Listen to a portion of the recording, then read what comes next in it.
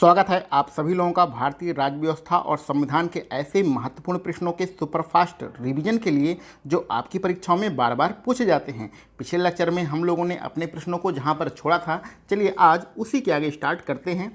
तो देखते हैं आज का अपना पहला प्रश्न। हमारा पहला प्रश्न है, कभी कभी ऐसी परिस्थिति उत्पन्न होती है कि लोकसभा में लोकसभा अध्यक्ष और उपाध्यक्ष दोनों अनुपस्थित रहते हैं, तो ऐसी कंडीशन में लोकसभा की अध्यक्षता कौन करता है। तो इस प्रकार की कंडीशन जिसमें लोकसभा में अध्यक्ष और उपाध्यक्ष दोनों अनुपस्थित रहते हैं, तो इस प्रकार की कंडीशन में राष्ट्रपति द्वारा नियुक्त कोई व्यक्ति लोकसभा की अध्यक्षता करता है। ऐसा कोई व्यक्ति जो राष्ट्रपति के द्वारा नियुक्त किया गया हो वह व्यक्ति लोकसभा की अध्यक्षता करेगा, ऐसी कंडीशन में जब लोकसभा अध्यक्ष और उपाध्यक्ष दोनों सदन में उपस्थित ना हों।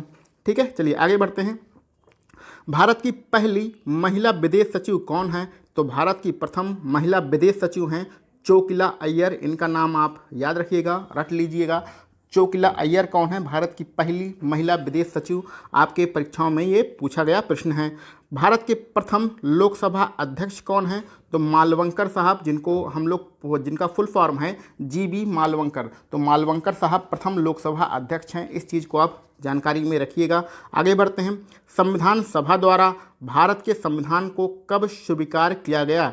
तो संविधान सभा द्वारा भारत के संविधान को 26 नवंबर 1949 को स्वीकार किया गया। ठीक है, स्वीकार कब किया गया। स्वीकार शब्द अगर लिखा हो तो ऐसी कंडीशन में आप 26 नवंबर 1949 बताएंगे। और अगर आपका शब्द हो लागू, भारत में भारतीय संविधान को कब लागू किया गया, तो उसके 2 महीना बाद की वाली डेट बताएंगे, कब 26 जनवरी 1950। इसीलिए हम लोग 26 जनवरी को गणतंत्र दिवस मनाते हैं। तो संविधान को लागू कब किया गया, 26 जनवरी 1950। संविधान सभा द्वारा भारतीय संविधान को स्वीकार कब किया गया, 26 नवंबर 1949। आगे बढ़, बंदी प्रत्यक्षीकरण का क्या मतलब होता है। तो जो बंदी प्रत्यक्षीकरण है ये आर्टिकल 32 में दिया गया है। सुप्रीम कोर्ट नागरिकों के मौलिक अधिकारों की रक्षा करने के लिए 5 प्रकार के रिट जारी करता है, जिसमें से एक होता है बंदी प्रत्यक्षीकरण। इसका क्या मतलब होता है। इसका मतलब ये होता है किसी व्यक्ति या संस्था या पुलिस द्वारा निषिद्ध किए गए व्यक्ति को अपने निकट न्यायालय में सशरीर उपस्थित करना ही बंदी प्रत्यक्षीकरण कहलाता है। अगर आसान भाषा में इसको समझें तो जब पुलिस किसी व्यक्ति को गिरफ्तार करती है तो 24 घंटे के अंदर उसे अपने नज़दीक के न्यायालय में उपस्थित करना ही बंदी प्रत्यक्षीकरण कहलाता है। ठीक है, चलिए आगे बढ़ते हैं। मौलिक अधिकारों में संशोधन करने का अधिकार किसके पास है। तो मौलिक अधिकारों में संशोधन करने का जो अधिकार है वो सिर्फ और सिर्फ भारतीय संसद के पास है। तो मौलिक अधिकारों में संशोधन करने का अधिकार सिर्फ और सिर्फ भारतीय संसद के पास है, इस चीज़ को आप जानते रहिएगा। आगे बढ़ते हैं। भारतीय संविधान का आप किस प्रकार से वर्णन करेंगे। तो ये प्रश्न किसी परीक्षा में आया रहा होगा, जिसमें से आपका एक विकल्प दिया गया होगा कि विश्व के सबसे विस्तृत संविधानों में से एक, यह भारतीय संविधान की प्रमुख विशेषता है। इसके अलावा भी बहुत सारी विशेषताएं हैं भारतीय संविधान की, जैसे कि आप कह सकते हैं कि भारतीय संविधान विश्व का सबसे बड़ा लिखित संविधान है। तो यहाँ पर आपका सही उत्तर क्या होगा, विश्व के सबसे विस्तृत संविधानों में से एक, अथवा भारत का जो संविधान है वो विश्व का सबसे बड़ा लिखित संविधान है। तो इस प्रकार से भारतीय संविधान की बहुत सारी विशेषताएं हैं। जो विकल्प आपका दिया रहेगा उसके हिसाब से आप आंसर दे सकते हैं। आगे बढ़ते हैं। लोकसभा में टोटल कितनी सीटें हैं। तो लोकसभा में अगर पूछा जाए तो टोटल 552 सीटें हैं, 552 टोटल हैं। लेकिन चुनाव कितने पे होता है, 545 पर चुनाव होता है। ये 7 सीटें कहाँ से आती हैं, 7 सीटें पाक अधिकृत कश्मीर की है। क्योंकि पाक अधिकृत कश्मीर को भारत का ही हिस्सा माना जाता है, इसलिए वहाँ की 60 सीटों को जोड़कर टोटल संख्या कितनी बन जाती है, 552 बन जाती है। क्योंकि इस पर तो 7 सीटों पर चुनाव कराया नहीं जा सकता है, इसलिए चुनाव कितने पे होता है, 545 पर ही होता है। आगे बढ़ते हैं। संवैधानिक व्यवस्था नहीं है। तो संवैधानिक कौन सी व्यवस्था नहीं है, नीति आयोग संवैधानिक व्यवस्था नहीं है। तो ये प्रश्न भी आपके किसी परीक्षा में आया होगा, जहाँ पर 4 विकल्प में 4 आयोगों के नाम लिखे गए होंगे, तो उसमें से आपको चुनना था कि कौन सी संवैधानिक व्यवस्था नहीं है। तो नीति आयोग का जो वर्णन है वो भारतीय संविधान में नहीं किया गया है, इस प्रकार नीति आयोग संवैधानिक व्यवस्था नहीं है। ठीक है, चलिए आगे बढ़ते हैं। लाभ के पद की जो परिभाषा होता है वो कौन तय करता है। तो लाभ के पद की परिभाषा को संसद के द्वारा तय किया जाता है। तो लाभ के पद की परिभाषा कौन तय करता है, भारतीय संसद तय करती है। चलिए आगे बढ़ते हैं। भारत का कंसोलिडेटेड फंड पर नियंत्रण और पर्यवेक्षण कौन करता है? तो भारत का जो कंसोलिडेटेड फंड होता है उस पर नियंत्रण करना, उसकी देखभाल करना, ये सारे काम कौन करता है? भारतीय संसद के द्वारा किया जाता है। ठीक है, चलिए आगे बढ़ते हैं। भारत के किसी राज्य में मुख्यमंत्री का सबसे अधिक कार्यकाल पूरा किसने किया था? तो इसके कहने का मतलब है कि किस भारतीय राज्य में, उस भारतीय राज्य का नाम है पश्चिमी बंगाल। तो पश्चिम बंगाल के एक मुख्यमंत्री थे जिनका नाम है ज्योति बसु।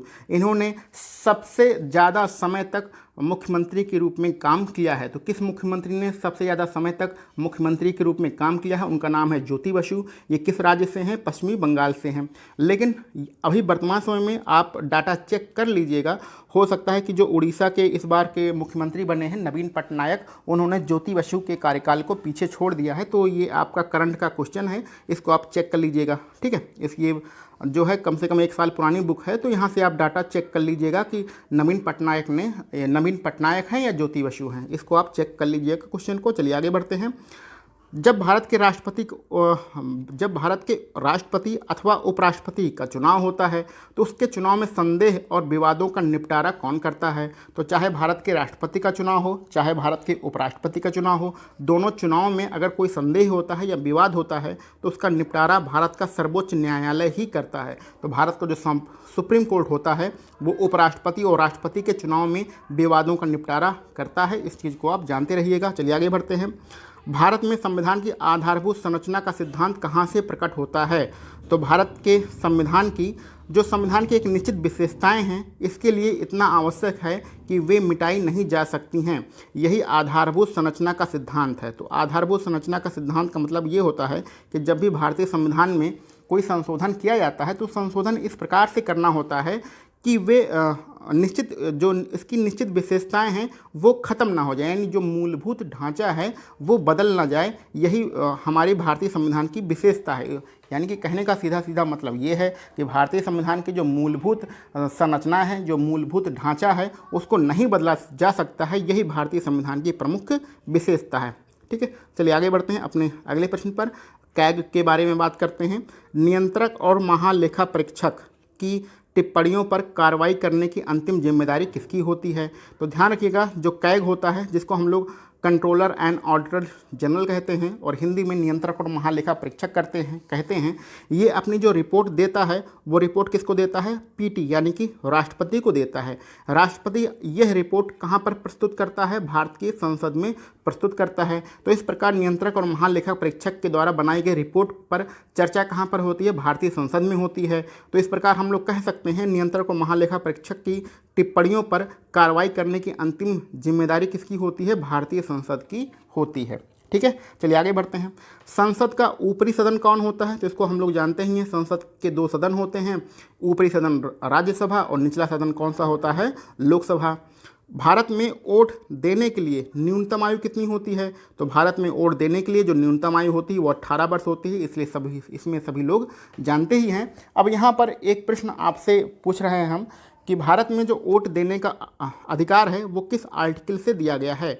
तो भारतीय संविधान में वोट देने का अधिकार भारतीय संविधान के किस आर्टिकल से दिया गया है? अगर इसका आपको आंसर पता है तो कमेंट बॉक्स में ज़रूर लिखिएगा। ठीक है, चलिए आगे बढ़ते हैं। भारत में सेना का सर्वोच्च कमांडर कौन होता है? तो भारत में तीनों सेनाओं का सर्वोच्च कमांडर भारत का राष्ट्रपति होता है। इसमें कोई नई बात नहीं है, सब कुछ आप जानते ही हैं।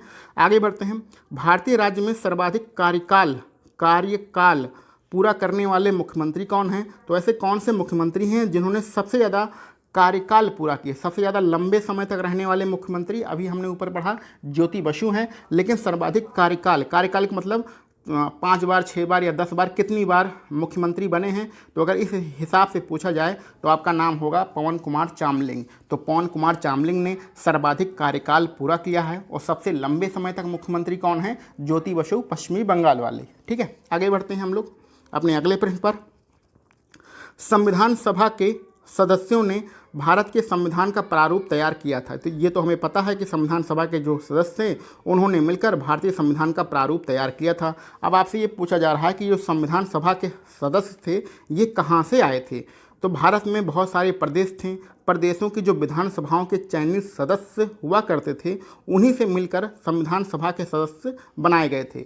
तो भारत के सभी प्रदेशों की विधानसभाओं से चयनित सदस्य संविधान सभा के सदस्य थे और इन्होंने मिलकर भारतीय संविधान का प्रारूप तैयार किया था। इस चीज़ को आप जानते रहिएगा। चलिए आगे बढ़ते हैं। भारतीय संघ और अमेरिकी संघ दोनों में सामान्य लक्षण क्या है?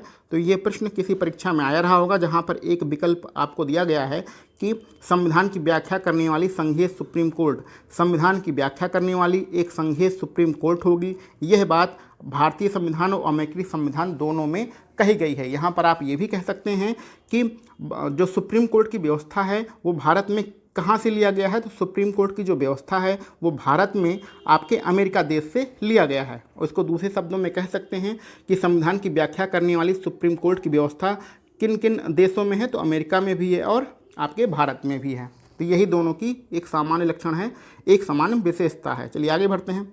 राज्यपाल की सर्वाधिक महत्वपूर्ण विधायी शक्ति कौन सी होती है? तो राज्यपाल की सर्वाधिक महत्वपूर्ण विधायी शक्ति अध्यादेश जारी करना होता है। जिस प्रकार राष्ट्रपति देश में अध्यादेश जारी करता है, उसी प्रकार राज्य का राज्यपाल अपने संबंधित राज्य में जो है अध्यादेश जारी करता है और यह राज्यपाल की सर्वाधिक महत्वपूर्ण विधायी शक्ति होती है। आगे बढ़ते हैं। राज्य में संवैधानिक आपातकाल की घोषणा कौन करता है? तो किसी भी राज्य में जो राज्य आपातकाल होता है, जिसको हम लोग संवैधानिक आपातकाल कहते हैं, उसकी घोषणा राष्ट्रपति के द्वारा किया जाता है। और जब राज्य आपातकाल की घोषणा हो जाती है तो उस समय राष्ट्रपति कौन कौन से कार्य करता है? तो जो आपके हाई कोर्ट होते हैं यानी उच्चतम न्यायालय होते हैं, इसको छोड़कर राज्य सरकार के सभी काम राष्ट्रपति के द्वारा किए जाते हैं। तो जब किसी राज्य में राज्य आपातकाल लागू होता है, इसकी घोषणा कौन करेगा? राष्ट्रपति करेगा। तो राष्ट्रपति के क्या काम होते हैं? उस संबंधित राज्य में हाई कोर्ट के सारे काम को छोड़कर राज्य सरकार के सभी कार्य राष्ट्रपति के द्वारा किए जाते हैं। यही राज्य आपातकाल का मतलब होता है। आगे बढ़ते हैं। एक हम लोग आर्टिकल पढ़ते हैं, संविधान का प्रमुख आर्टिकल है। वो आर्टिकल क्या है कि 14 वर्ष से कम आयु के बालक किसी भी फैक्ट्री या खदानों या अन्य कोई जोखिमपूर्ण रोजगार में नियोजित नहीं किया जाएगा।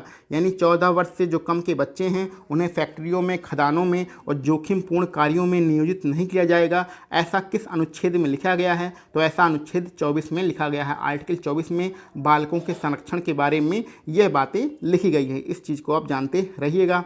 आगे बढ़ते हैं। भारतीय संविधान में नीति निर्देशक तत्वों को शामिल किया गया है। इस चीज़ को तो हम लोग जानते ही हैं कि भारतीय संविधान में जो नीति निर्देशक तत्व हैं इनका समावेश किया गया है। अब आपसे पूछा जा रहा है कि नीति निर्देशक तत्व शामिल करने का प्रमुख उद्देश्य क्या है? तो भारत में सामाजिक और आर्थिक लोकतंत्र को लागू करना।